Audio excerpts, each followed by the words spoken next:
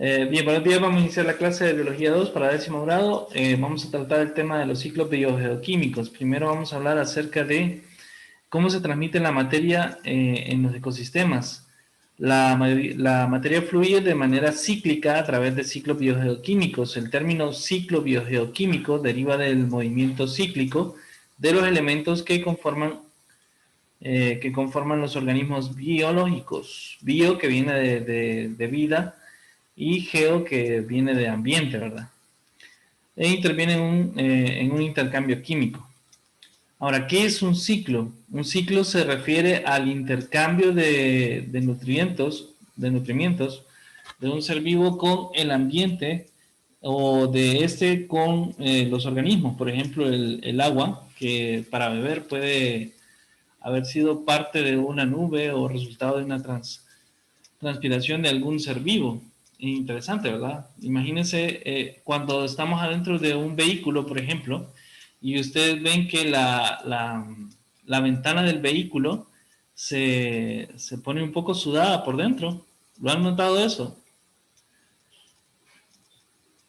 Me Sí, claro. imagino que sí, y muchas personas se ponen a hacer dibujitos ahí y todo eso.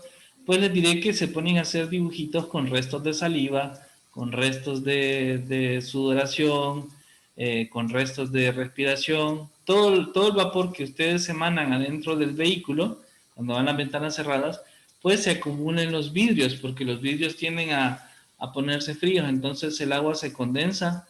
El agua resultado de la evaporación de los cuerpos se condensa en los vidrios, entonces están jugando con la salivita del otro compañero con el que van, o con la suya, o con restos de sudor y cosas como esas. Debe ser muy higiénico.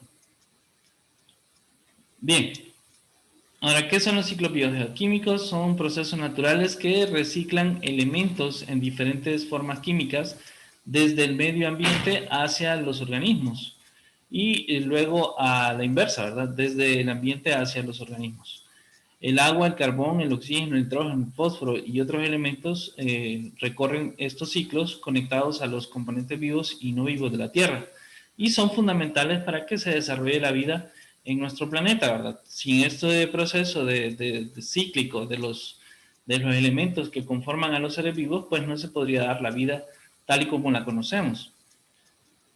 Según la principal reserva donde se encuentran la mayor cantidad de estos elementos que conforman los seres vivos que se presentan en los ciclos biogeoquímicos, se clasifican según tenemos los ciclos gaseosos, que son los que circulan, es la circulación de elementos entre la atmósfera y los organismos, que los reciclan rápido, ¿verdad? Que son el nitrógeno, el oxígeno y el dióxido de carbono.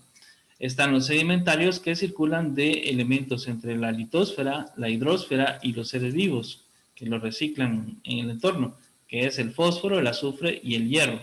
Y tenemos los hidrológicos, como el agua que circula entre el océano, la atmósfera, la tierra y los organismos vivos que interactúan con los ciclos anteriores. Ahora, dentro de los ciclos biogeoquímicos se pueden reconocer dos elementos o componentes, elementos bióticos y abióticos, que son igual parte de los ecosistemas. La parte biótica, pues comprende lo que es la inclusión de sustancias inorgánicas en el organismo y el subsiguiente descomposición de los remineralización. Esto pues está relacionado con la alimentación y con la respiración también en algunos casos. El intercambio de elementos es rápida por la cantidad de sustancias inorgánicas no es mayor. El organismo vivo toma elementos orgánicos y al morir y descomponerse, estos son devueltos al ambiente para ser nuevamente aprovechados. Es parte del ciclo. Todos los seres vivos, cuando una vez que ya pues cesan sus funciones biológicas, son enterrados, aunque le diré que en el caso de los seres humanos tenemos la mala costumbre de enterrar a las personas en una caja, y esa caja pues no aprovecha nada los componentes biológicos de cada ser vivo. Entonces esos componentes simplemente se disuelven adentro de la caja y pasa mucho tiempo para que una planta o otro organismo pueda venir y absorber esos nutrientes. La parte abiótica el medio dice que contiene gran cantidad de sustancias inorgánicas que se descomponen con lentitud y están a disposición de los organismos en forma abundante y fácil. El agua, el dióxido de carbono y el oxígeno, entre otros. O escasea o escasas, perdón, como el fósforo, el nitrógeno, por ejemplo. Esos son más difíciles debido a que a muchos organismos no lo pueden absorber directamente del suelo o del ambiente. Entonces necesitan otros procesos biológicos para que se podamos absorber el fósforo, el nitrógeno, el azufre, entre otros. En el primer caso se trata de ciclos atmosféricos con grandes reservas de materiales y en el segundo se trata de materiales sedimentarios como el fósforo, el hierro, el azufre, el magnesio y otros elementos menores que también son indispensables para que los seres vivos puedan realizar sus funciones biológicas. El ciclo biogeoquímico de la materia dice, los átomos de fósforo, carbono, nitrógeno y el resto de los elementos químicos que conforman a los seres vivos son los mismos átomos que han existido en la Tierra desde su origen. Esto es algo bien importante y bien interesante. La cantidad de agua que existe en nuestro planeta sí se formó a partir de cierto tiempo, ¿verdad? O sea, los gases y los minerales que conforman nuestro planeta sí se formaron conjunto a nuestro planeta, pero el proceso de terraformación llevó bastantes años, o sea, miles de años. Eso fue debido a la intensa actividad tectónica y geológica que había en nuestro planeta a los inicios. Y eso fue lo que dio lugar pues a los diferentes minerales que existen en la actualidad. Ahora, después de que ya se formaran esos minerales, sí es cierto de que forman parte de nuestro planeta desde hace mucho tiempo. Y nosotros los seres vivos pues formamos parte de también esos mismos elementos. Simplemente los colectamos de lo que es la naturaleza y los integramos a nuestras estructuras biológicas. Un elemento químico puede ser parte de un organismo de un momento y parte del ambiente del organismo en otro momento. Por ejemplo, algunos de los átomos de carbono de la piel que cubren nuestra mano pueden haber formado parte de la hoja que de una planta, la piel de un dinosaurio o de una capa de roca caliza, también igual puede ser el mismo caso. Pudo haber estado en un dinosaurio y ahora puede estar en nosotros. O sea que nosotros somos una compilación de átomos de diferentes especies que han ido viviendo a lo largo del tiempo. ¿Esto cómo se hace? Pues se transfiere por medio de los alimentos, se transfieren a nosotros. Y las plantas pues las absorben del suelo directamente. El suelo está cargado de estas sustancias y las incorporan a sus estructuras. Luego los herbívoros las comen, nosotros comemos los carnívoros o también las plantas y de ahí las incorporamos a nuestra estructura biológica. ¿Preguntas hasta ahí?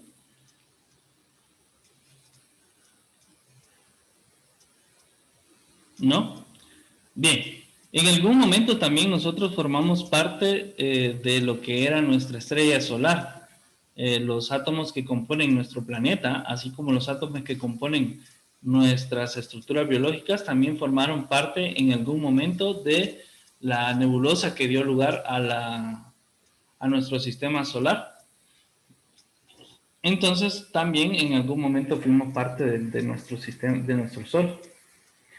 En el caso de los ciclos bioquímicos de la materia, dice la producción de materia viva y su funcionamiento requiere de ciertos elementos, como son los que componen un ser vivo. Entre los principales está el nitrógeno, el carbono, el fósforo, el azufre, el oxígeno y el hidrógeno. Esos son los principales. Pero hay elementos que son secundarios, como el magnesio, el hierro, el cloro, entre otros, que también son bastante importantes, pero estos son los que están en mayor cantidad. Por eso generalmente se estudian los ciclos del nitrógeno, del carbono, del fósforo, del azufre, del oxígeno y del agua, porque esos son los más importantes.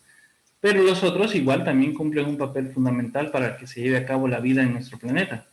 Su relativa escasez en el planeta se compensa gracias a los ciclos biogeoquímicos que posibilitan la migración, la circulación y el reciclado de estos bioelementos desde el medio ambiente a los seres vivos y de estos nuevamente al medio ambiente. Estos elementos circulan a través del aire, del suelo, del agua y de los seres vivos. Gracias a los ciclos es posible que los elementos se encuentren disponibles para ser usados una y otra vez por los organismos. Sin estos, la vida se extinguiría, tal y como la conocemos. La vida siempre busca medios para subsistir. Como les decía, estos son los principales, que si se acuerdan, había un nombre para esto, que era chumps. En el caso del chumps, es más fácil recordarlo, es el carbono, nitrógeno, oxígeno, fósforo, azufre. Vamos a hablar primero acerca del ciclo del carbono, perdón. Es uno de los ciclos más sencillos debido a que el carbono es el elemento que abunda más en nuestro planeta. La mayor parte de los seres vivos, bueno, todos los seres vivos están formados a base de carbono aquí en nuestro planeta. Las plantas, los animales, los microorganismos, todos estos están formados a base de cadenas de moléculas a base de cadenas de carbono. Y el carbono lo podemos encontrar fácilmente en el suelo, se puede encontrar en las plantas, en los animales, en el ambiente, entre muchos otros lugares. El carbono es uno de los elementos más abundantes de la materia viva, formando la base estructural de las moléculas orgánicas. Esto se debe a la característica que tiene el carbono de combinarse con muchos elementos y que cada uno de los átomos de carbono pues tiende a combinarse con otros átomos de carbono para formar estructuras muy grandes. Entre las moléculas orgánicas que incluyen carbonos están los glúcidos, los lípidos, las proteínas, y los ácidos nucleicos. El carbono se puede encontrar en la naturaleza de muchas formas, en la atmósfera, formando dióxido de carbono, o monóxido de carbono, o ácido carboxílico, disuelto en el agua en los océanos, que les diré que es, el océano es los organismos oceánicos, todos los organismos que viven en el océano son los que producen la mayor cantidad de dióxido de carbono de nuestro planeta. Aunque muchas personas dicen que es el humo de las fábricas, el humo de los vehículos, el humo de las quemas, no es cierto. La mayor parte de los animales que viven en el océano son los que producen la mayor cantidad de dióxido de carbono de nuestro planeta. Esto, pues, es compensado también porque en los océanos hay muchos organismos que consumen dióxido de carbono para producir fotosíntesis, como el plancton, entre las algas y un montón de microorganismos más, absorben dióxido de carbono para hacer fotosíntesis y de esa manera pues se compensa la producción de dióxido de carbono. En las rocas carbonatadas también, con las calizas y en los combustibles fósiles como el petróleo, el carbón y el gas mineral o natural. Aquí tenemos un modelo de lo que es el ciclo del carbono, un modelo terrestre sería, porque hay modelos también acuáticos. Tenemos que el dióxido de carbono de la atmósfera es absorbido por la respiración es lanzado a la atmósfera por medio de la respiración de los animales y de algunos organismos como los hongos.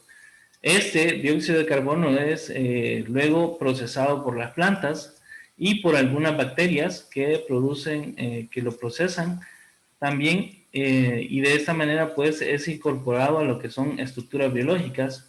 Por medio de las plantas lo absorben directamente del ambiente, tienen esa capacidad de absorberlo directamente del ambiente e incorporarlo a lo que son sus estructuras y estas pues pueden formar lo que es moléculas de glucosa, que es la molécula que les sirve a la planta para alimentarse, pero también les sirve a los herbívoros para alimentarse a ellos también. Entonces, de esa manera, pues, la gran cantidad de plantas que existen en nuestro planeta siempre están haciendo que se mueva este ciclo del carbono, absorbiendo el carbono, incorporándolo a sus estructuras, y luego los herbívoros, pues, al comer las plantas, lo incorporan también a sus estructuras biológicas. Aquí tenemos otro ciclo, un poco más detallado. Tenemos en el caso de la atmósfera, ¿quiénes producen el dióxido de carbono? Lo producen las plantas, aunque parezcan que las plantas solo lo absorben, pero también producen pequeñas cantidades de dióxido de carbono debido a que las plantas también hacen respiración. También liberan dióxido de carbono, pero en menores cantidades que los animales.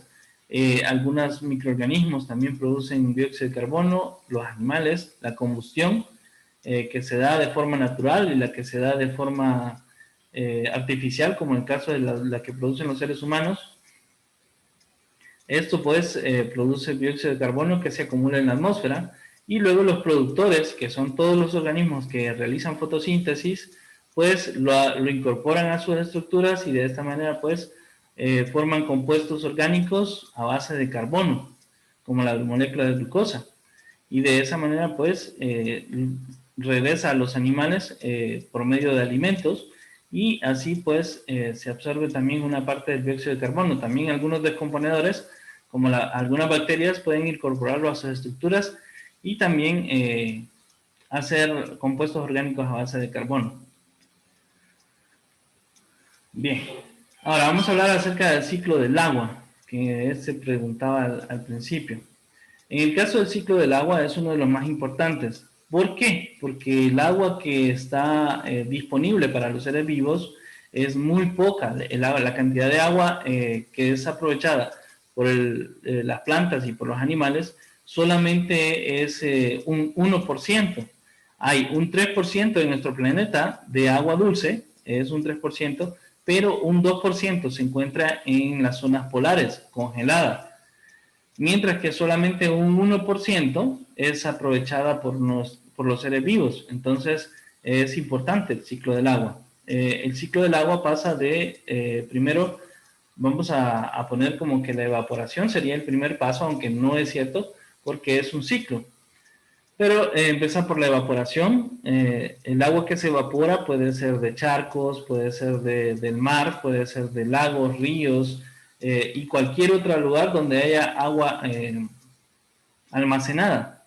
Entonces el agua se evapora, y luego de que se evapora pues forma una condensación, que la condensación es la formación de las nubes. Una vez que las nubes pues están muy condensadas, o que tienen bastante condensación, al modo de que el agua, las moléculas de agua tienden a formar pequeñas gotas en las nubes, entonces caen en forma de precipitación. Las precipitaciones generalmente caen en las zonas altas de nuestro planeta.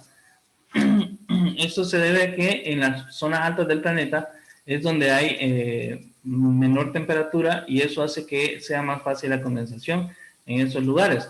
Entonces, en este caso, en las zonas más altas donde cae mayor precipitación, a veces sí en las zonas bajas, esto se debe a las diferencias de temperatura.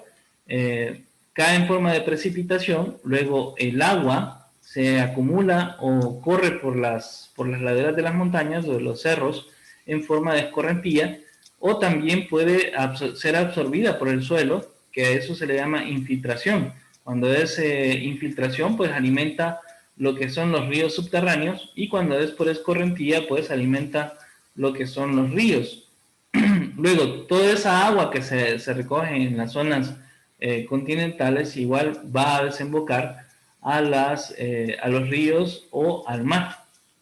Y de esa manera, pues, vuelve a suceder el ciclo. Es importante para todos los seres vivos porque la mayor parte de los seres vivos tienen un 70% de agua en el cuerpo. O sea que de un 100%, el 30% es materia sólida y el otro 70% es agua. ¿Preguntas hasta el momento? No, profe. Bien, ahora vamos a ver el ciclo del oxígeno. En el caso del oxígeno, pues la molécula del oxígeno consta de 2 átomos de oxígeno. Esta es la forma en la que se encuentra bajo la troposfera, que es donde nosotros estamos, en la parte de la troposfera. Es la parte más donde hay más movimiento de aire, y es donde hay mayor cantidad de oxígeno, debido a que la molécula de oxígeno es pesada. Representa el 20% de la atmósfera terrestre. Esto es un patrimonio que abastece las necesidades de todos los organismos terrestres que hacen respiración. y cuando se disuelve en el agua, las necesidades de los organismos acuáticos. En el proceso de respiración, el oxígeno actúa como absortor final de los electrones retirados de los átomos de carbono de los alimentos. El producto es el agua. Nosotros al momento de la respiración, por eso es que tenemos evaporación de agua. Nosotros liberamos un poco de vapor de agua cada vez que respiramos, debido a que una vez que ya se introduce el oxígeno al cuerpo, pues después de la respiración celular, el oxígeno es el que se encarga de absorber los átomos de hidrógeno, formando agua, moléculas de agua. Esas moléculas de agua, pues, no las necesitamos, entonces las liberamos al ambiente por medio de la respiración. El ciclo se completa en la fotosíntesis, cuando se captura la energía de la luz para alejar los electrones respecto de los oxígenos, de los átomos de oxígeno, perdón, y de las moléculas de agua. Los electrones reducen los átomos de carbono, de dióxido de carbono, a carbohidratos. Al final se produce oxígeno molecular y así el ciclo se completa. En el caso de, resumido, los animales pues absorben lo que es el oxígeno del ambiente y lo incorporan a sus estructuras formando moléculas de agua. Esas moléculas de agua son expulsadas nuevamente al ambiente y luego o por medio del dióxido de carbono, al final pues el dióxido de carbono es absorbido por las plantas y también el agua es absorbida por las plantas, y estas separan lo que es los hidrógenos del oxígeno y liberan el oxígeno al ambiente y se quedan con los átomos de hidrógenos para formar lo que son los carbohidratos, o sea, las azúcares.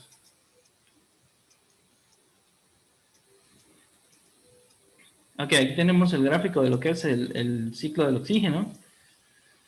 Entonces tenemos que las plantas liberan oxígeno al ambiente, a la atmósfera, y los animales pues lo absorben, hacen su proceso de respiración y liberan el dióxido de carbono. Este dióxido de carbono pues va hacia las plantas y las plantas se encargan de absorberlo nuevamente.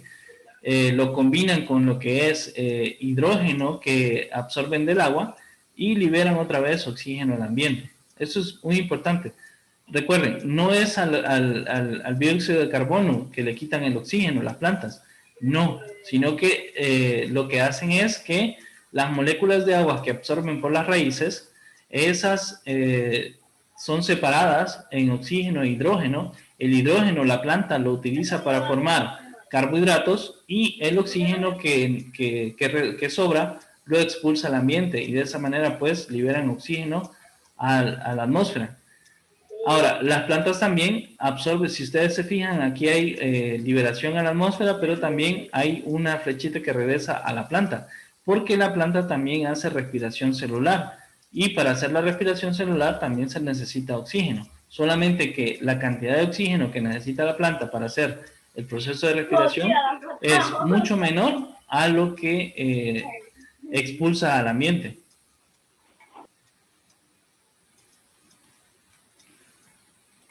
Ahora sí, vamos a hablar acerca del ciclo del nitrógeno. El ciclo del nitrógeno es uno de los más extensos. También es uno de los gases más abundantes en nuestra atmósfera y en nuestro suelo. El nitrógeno es un elemento esencial para los seres vivos, ya que forma parte de las proteínas y de los ácidos nucleicos en las bases nitrogenadas. Aquí en las bases nitrogenadas. Entonces, por eso es que es muy importante.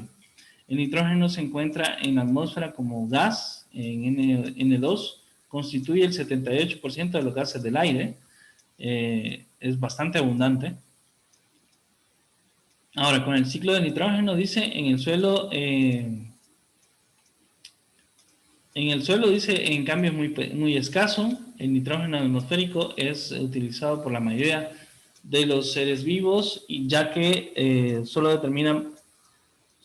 determinadas bacterias tienen la capacidad de usarlo. Los productores deben tomarlo en forma de nitratos, o sea, NO3, y no lo pueden asimilar de forma natural. El nitrógeno, solamente algunos microorganismos pueden absorberlo y pueden formar lo que son los nitratos. Las plantas no lo pueden hacer y los animales tampoco lo podemos hacer.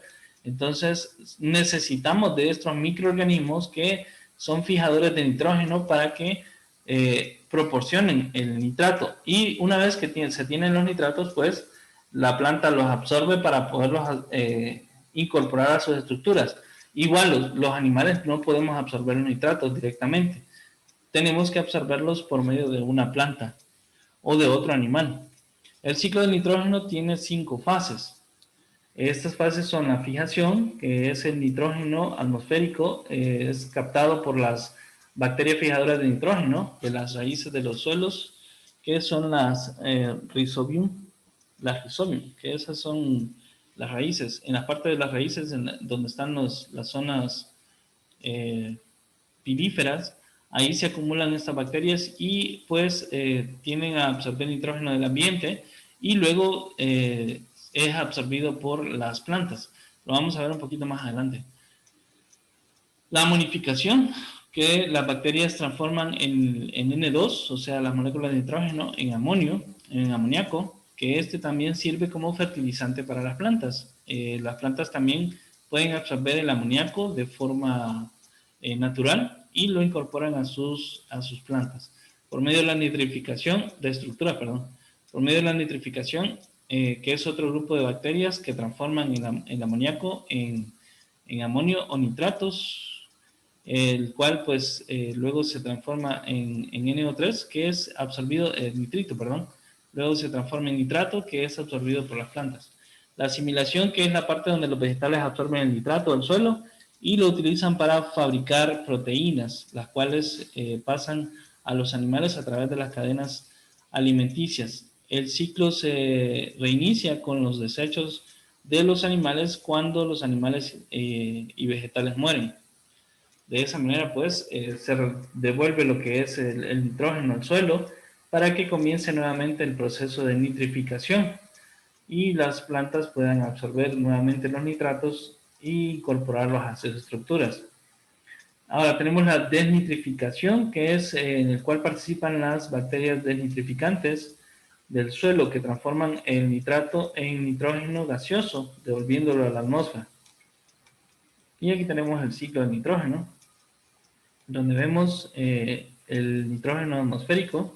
Esas son las bacterias desnitrificantes, que son las que vienen y liberan el nitrógeno de los compuestos orgánicos que están en el suelo. Se degradan el nitrógeno y lo expulsan a la atmósfera. De la atmósfera pasa a las bacterias nitrificantes, que son las que se encargan de fijar el nitrógeno y formar lo que son las moléculas de urea, de amoníaco. El amoníaco pues pasa a otras bacterias que son nitrificantes y estas forman lo que son los nitritos. Luego, en las raíces de las plantas siempre hay otro tipo de bacterias nitrificantes que se encargan de formar los nitratos. Una vez que ya está formado el nitrato, que es la única forma en que puede absorberlo la planta, pues ya lo puede absorber. De esa manera, las bacterias que están en esta zona se vuelven muy importantes, en las raíces se vuelven muy importantes para la planta.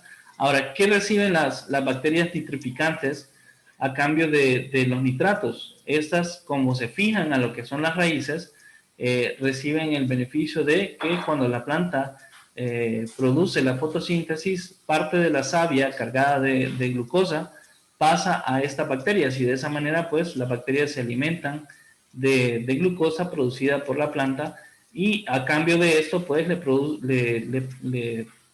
proporcionan la cantidad de nitrato que ella necesita.